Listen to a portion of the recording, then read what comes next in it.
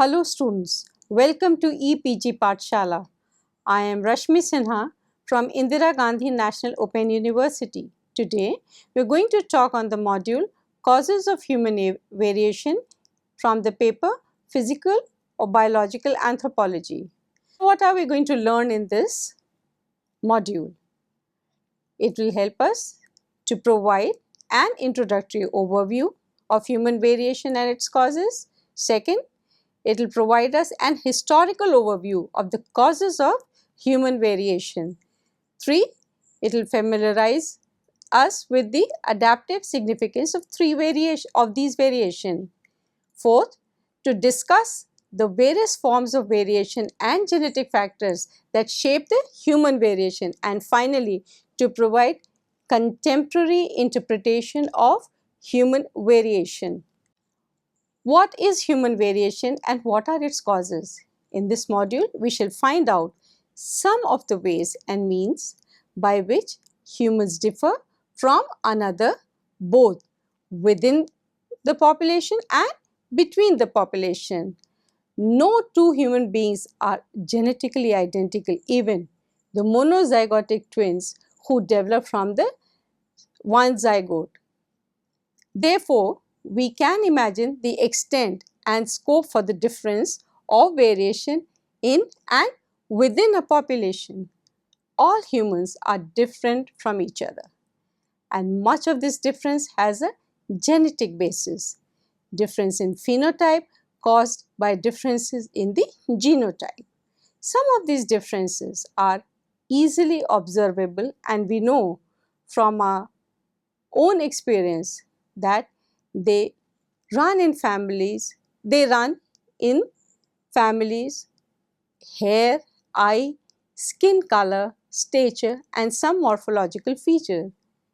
Humans are one of the most morphological variable species of animals, and part of the reason for this variation exists is because members of our species occupy many diverse habitats. That is, they stay in such different habitats, right from cold to hot to high altitude. So many different habitats does a human species is found in. Yet the exact genetic basis of this variation must be quite small. Biochemical evidence shows that human and chimpanzees differ genetically by between 1 to 2%, and that this amount of difference was accumulated over a period of approximately 7 million years. The issue of human variation is very complicated, and the biological and cultural factors that have contributed to that variation and that continue to influence it are manifold. Historical views of human variation. Historically, when different groups of people came in contact with one another, they offered explanations for the phenotypic variation they observed. It was because some phenotypic characters such as skin color was obviously noticeable. Skin color was one of the more frequently explained traits, and most systems of racial classification were based on it. Way back in 1350 BC, the ancient Egyptians had classified human on the basis of skin color: red for Egyptian, yellow for the people to the east, while those to the north, and black for Africans from the south. In the 16th century, after the discovery of New World, Europe embarked on a period of intense exploration and colonization in both the New and the Old World. Resulting from that, contact was an increased awareness of human diversity. The first scientific attempt to categorize the newly discovered variation among humans was Linnaeus' taxonomic classification, which placed human into 4 separate groupings. Linnaeus assigned behavioral and intellectual qualities to each group, with the least complementary descriptions going to the black Africans. Blumenbach, a German anatomist, classified human into 5 categories or races. Although Blumenbach's categories came to be described simply as white, yellow, red, black and brown, he also used criteria other than the skin color. Moreover, he emphasized that divisions based on skin color were arbitrary and that many traits, including skin color, weren't discrete phenomena.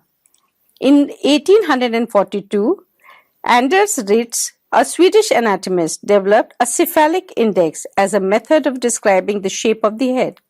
The cephalic index derived by dividing maximum head breadth by maximum length and multiplying by 100 gives the ratio of head breadth to length.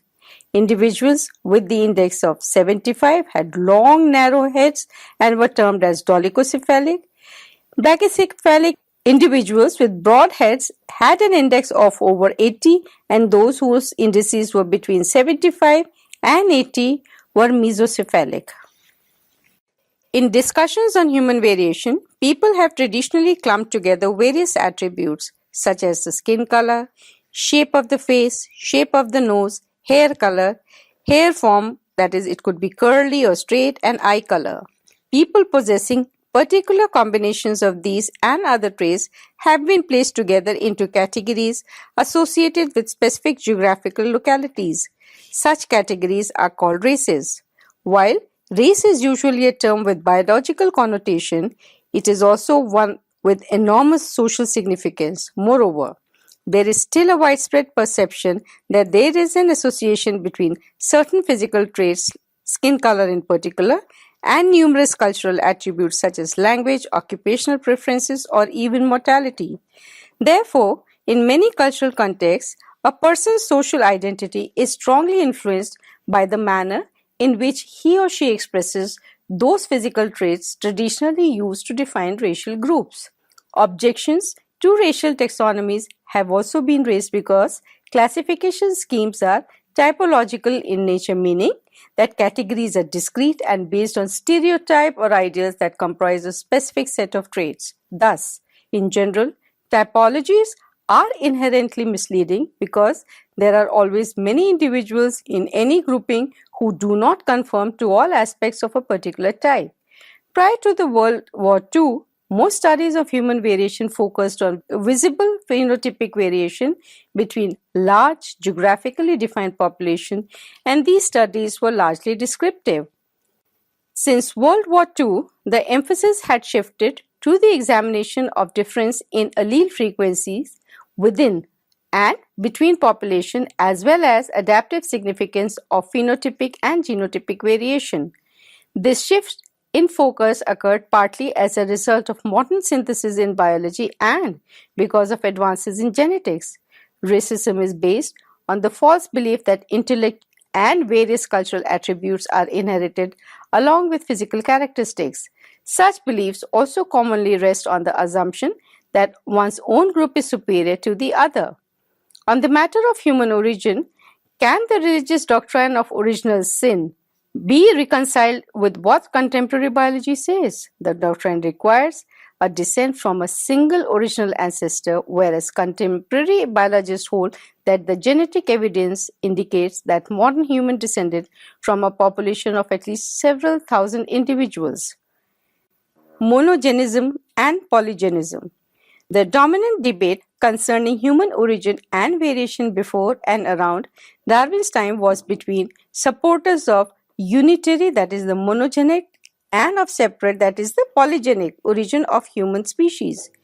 Debate centered on whether the differences seen in modern populations were of such degree that different human groups should be considered separate species.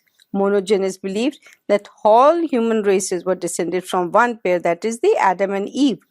But then they differed from one another because they occupied different habitats. It emphasized the similarities among populations and pointed out to the criteria of interfertility between individuals of different groups. This concept was an attempt to explain phenotypic variation between populations but did not imply evolutionary change. The polygenist view, on the other hand, argued that human races or all populations were not all descended from Adam and Eve. Instead, there had been several original human pairs, each giving rise to different groups. Also, polygenists saw such a wide gap in the physical, mental, and moral attributes between themselves and other people that they were sure that outsiders belonged to a different species. Thus, human races were considered to be separate species. Adaptive significance of human variation. Human variation is viewed by physical anthropologists as a result of evolutionary factors such as mutation, genetic drift, gene flow, and adaptation to environmental conditions both past and present.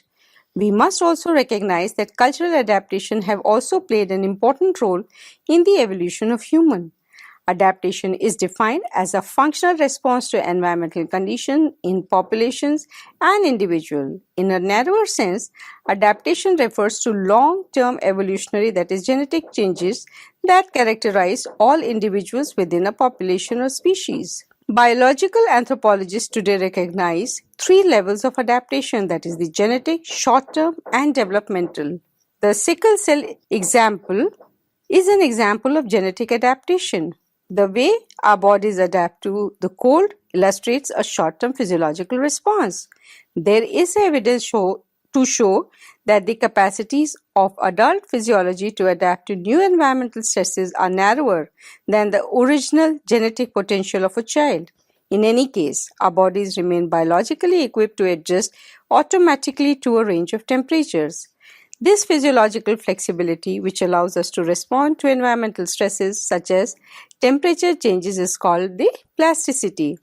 Shivering is an example of acclimatization, a change in a way the body functions in response to physical stress. Some acclimatization responses disappear when the physical stress disappears. We stop shivering when we put on more clothes or air around us warms up. Other forms of acclimatization are longer lasting than the shivering response. Some environment in which human population lives, such as the highlands of the Andes Mountains in South America or the highlands of Himalayas in Asia, they are characterized by hypoxia, that is, less oxygen is available to breathe than at the lower altitude. Studies have shown that people who grow up in high altitude adapt to lower oxygen levels by developing greater chest dimensions and lung capacities than to people living at low altitude. These changes, a form of developmental acclimatization, are apparently not due to genetic factors. Instead, they occur when the body is challenged by low level of oxygen in environment. Studies have shown that individuals who were not born in such an environment increased in chest dimension and lung capacity the longer they lived in such environments and younger they were when moved there. Forms of variation. Like any other living organism, human beings show variation. If we consider almost any characteristic, we will find differences between various people in the population. There are two forms of variation, continuous and discontinuous variation. Characteristics showing continuous variation vary in a general way, with the broad range and many intermediate values between the extremes.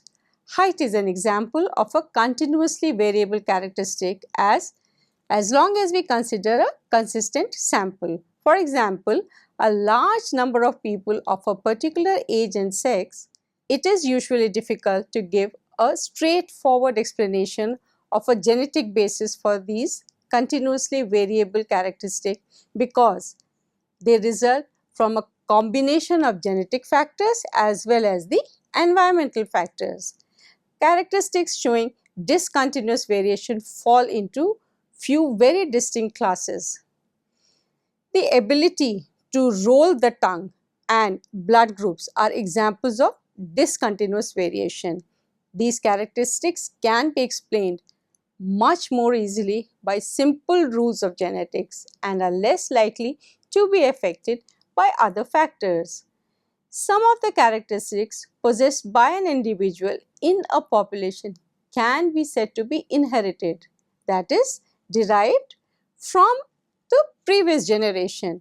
These characteristics are passed on in a fairly predictable way as a result of sexual reproduction. Sexual reproduction also introduces an element of randomness so that variation is brought about in a population. These two almost contradictory factors, dependable inheritance of characteristics from parents and variation within the population, are essential to an understanding of the process of evolution. Causes of variation or otherwise genetic factors that shape the microevolutionary processes which bring about variation at a population level and eventually are responsible for macro level evolution. Causes of human variation. Now, what are the different causes for human variation? Number one, mutation. Mutation is defined as a change in DNA, that is the deoxyribonucleic acid, that can occur either as a single base substitution or at a larger chromosomal level. From an evolutionary perspective, mutation is only way totally new variation can be produced. Effects on any gene should be minor. However, since mutation rates for any given locus are quite low, that is, they are estimated at about 1 per 10,000 gametes per generation. In fact, because mutation occurs so infrequently at any particular locus, it would rarely have any significance on allele frequency. Certain mutations occur every generation, but unless we sample a huge number of subjects, we are unlikely to detect any noticeable effect. In this figure, you can see the types of mutation, the gene mutation and the chromosomal mutation. What happens in the gene mutation? There is a replacement of one nucleotide by another, or there is an addition or deletion of nucleotide. Whereas in chromosomal mutation, there is a change in number of chromosomes, or there is a change in the structure of the chromosome. However, because we each have many loci, we all possess numerous mutations that have accumulated over recent generations. Most of these are not expressed in phenotype but are hidden in recessive alleles. Some examples of such a recessive mutation are the alleles of phenylketonuria, cystic fibrosis, albinism, sickle cell anemia, and thalassemia. About 1 in 12,000 babies born in the United States and 1 in 18,300 babies born in India carry this phenylketonuria allele in homozygous form and thus are affected phenotypically.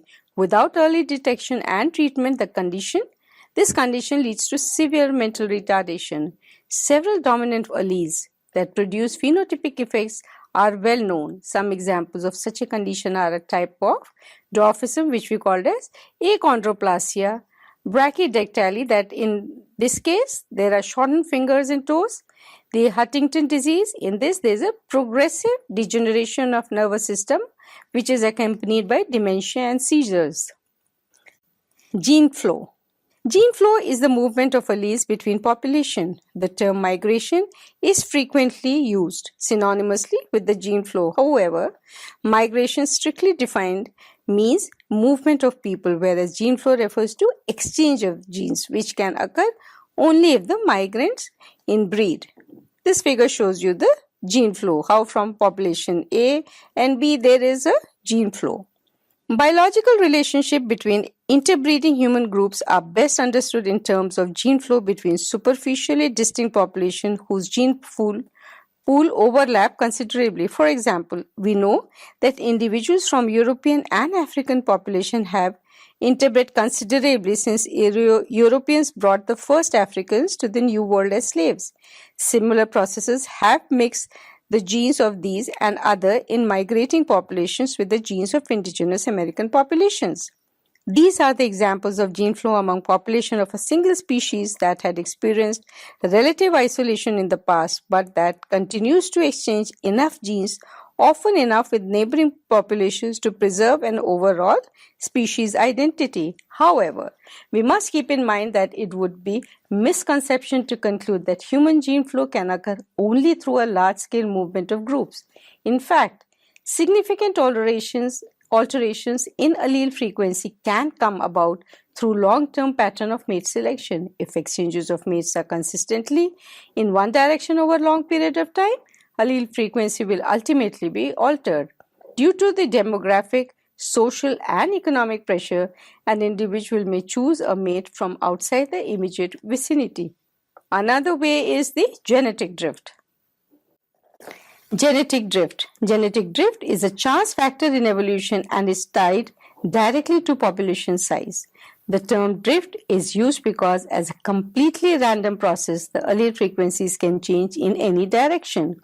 A particular kind of drift seen in modern population is called founder effect or bottleneck effect.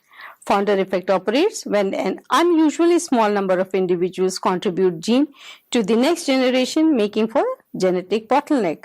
This phenomena can occur when a small migrant band of founders colonizes a new and separate area away from the parent group. Small founding population may also be left as remnants when famine, plague, or war ravages a normally larger group. In another sense, we can say that each generation is founder of all the succeeding generation in a population. This figure shows the genetic drift, how the bottleneck effect is shown here.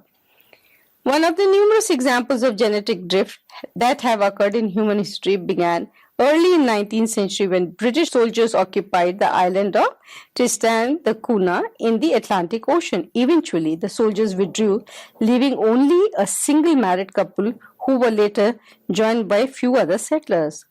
Throughout the 19th century, the population of Tristan da Cunha never grew much beyond 100 individuals. Over the 20th century, the population has grown to as many as 270 people, all of whom owe an enormous proportion of their genes to very few individuals. It was calculated that more than 29% of those living on the island in 1961 had gene contributed by two of the original founding population.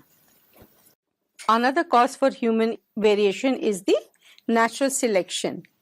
Natural selection is a mechanism of evolutionary change first articulated by Charles Darwin. It refers to a genetic change or changes in frequencies of certain traits in a population due to differential reproductive success between individuals. This figure shows the natural selection. The best documented case in case of human concerns the sickle cell allele, which is the result of single amino acid substitution in the hemoglobin molecule. In many human populations, only one allele, that is the hemoglobin A, is present. In other populations, however, mutant forms of the hemoglobin A may also be present. One such mutant allele, known as HBS, alters the structure of red blood cells, distorting them into a characteristic sickle shape and reducing their ability to carry oxygen.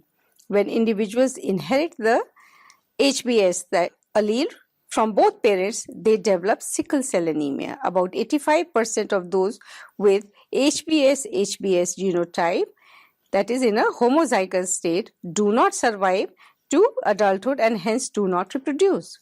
Because the HBS allele seems to be harmful, we would expect it to be eliminated through natural selection. But in some population of the world, it has a frequency of up to 20% in the gene pool. Why should that be? Geneticists might have concluded that this high frequency was a result of genetic drift if it were not for the fact that the areas with high frequency was a result of a genetic drift. Why should that be? Geneticists might have concluded that this high frequency was a result of genetic drift if it were not for the fact that the areas with high frequency of HBS are also areas where mosquito-borne malaria parasite is common.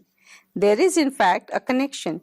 People exposed to malaria have a better chance of resisting the parasite if the hemoglobin genotype is HbA-HbS rather than the normal HbA-HbA.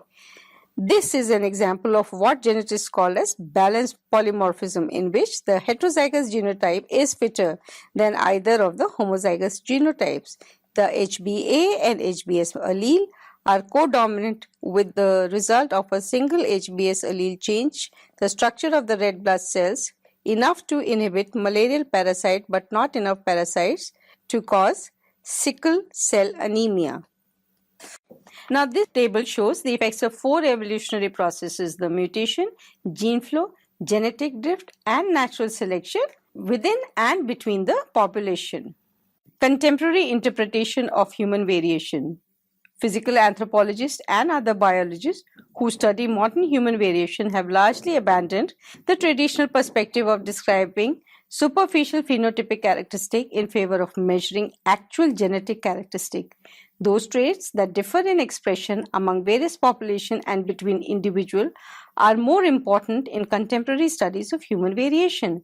Such characteristics with different phenotypic expressions are called polymorphism.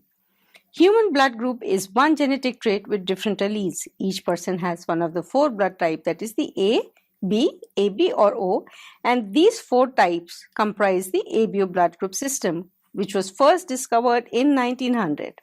Because it has more than two variants, a genetic trait such as this one is called polymorphism.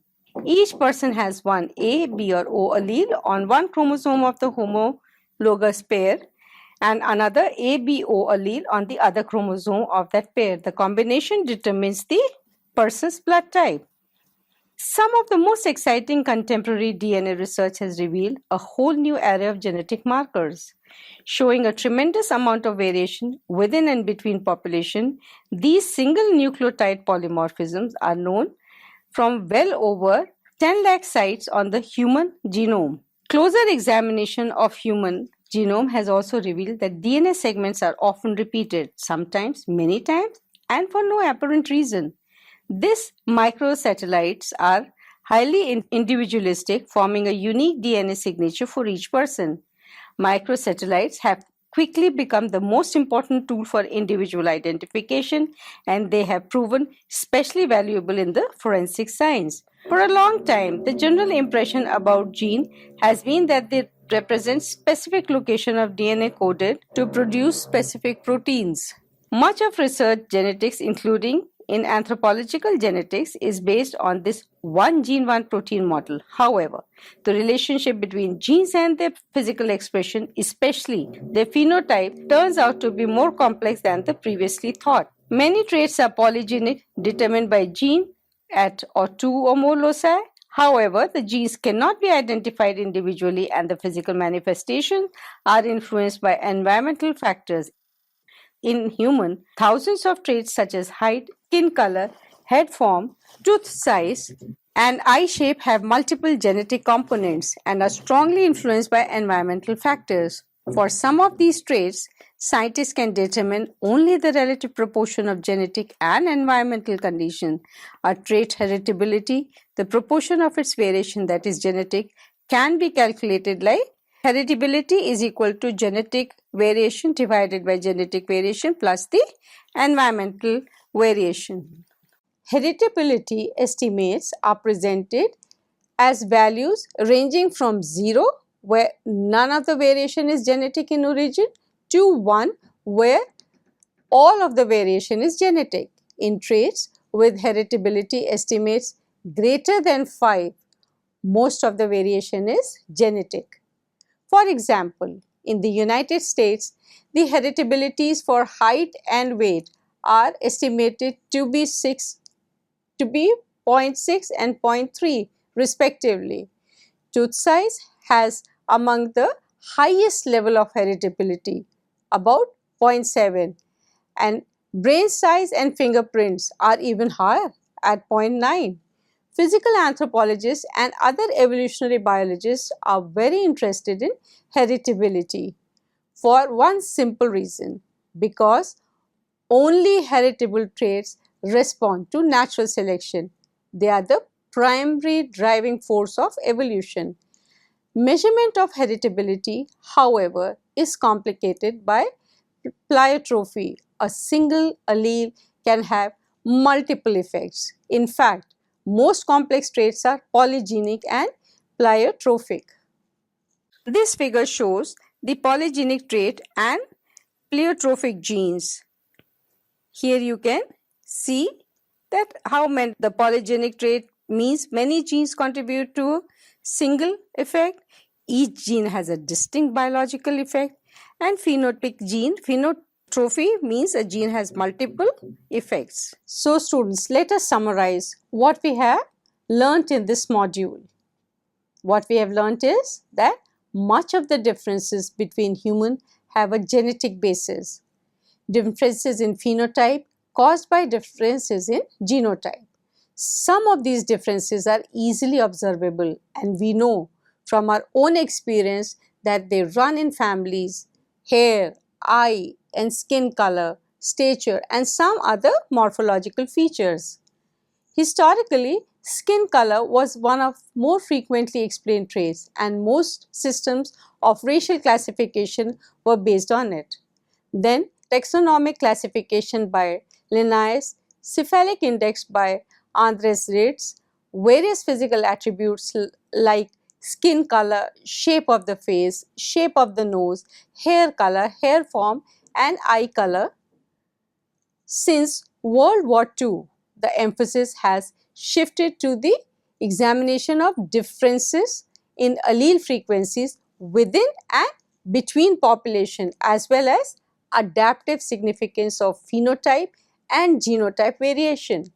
This shift in focus occurred partly as a result of modern synthesis in biology and because of advances in genetics.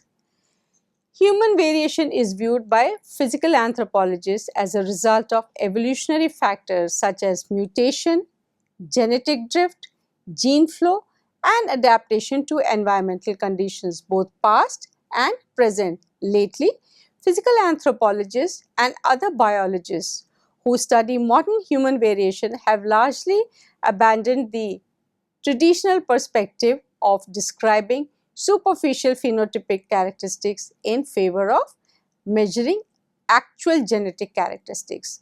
Those traits that differ in expression among various populations and between individuals are more important in contemporary studies of human variation. Such characteristics with different phenotypic expression are called polymorphism. Thank you.